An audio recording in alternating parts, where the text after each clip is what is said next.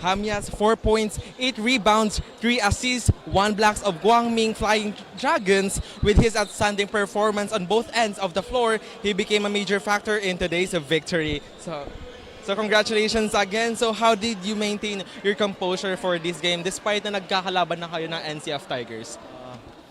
Unang-una po sa lahat, nagpapasalamat po ako sa opportunity na makapaglaro po ako sa Guangming and sa Pogongshan, sa community ng Pogongshan, sa mga Guangming. Then yung mga supporters po namin ng Guangming.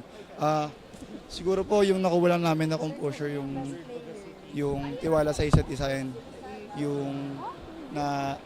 yung pagkakaisa namin, tapos lagi lang namin iniisip na kaya namin to since basketball lang din naman to eh. Kumbaga lagi lang kaming nag-ensayo, nagsabay-sabay na nagpapalakas. Tapos yun, nakuha lang namin yung ganong character, yung hindi kami naghihilaan pababa, tapos parang binibuild up lang namin yung isa't isa para maging umangat kami. So ano ibig sabihin naman ng panalo nyo ngayon, especially pangalawang panalo nyo na ngayon?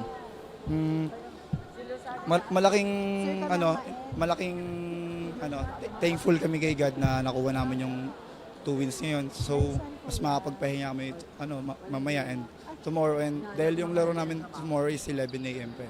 So pero hindi rin kami kampante na porket nanalo kami ngayon eh magpe-petics na kami tomorrow. So lastly, what is your message especially sa mga supporters niyo out there? Maraming salamat po sa mga sumutulong and sumusuporta po sa amin. Lalo na nga po yung sinasabi ko na Pogongshan community, yung mga estudyante and staff sa Guangming College. And shoutout ko rin po pala yung girlfriend ko, yung family ko, and yung mga tropa ko sa Cavite. Tapos yung mga teammates ko rin na laging nag-build up sa akin na umangat.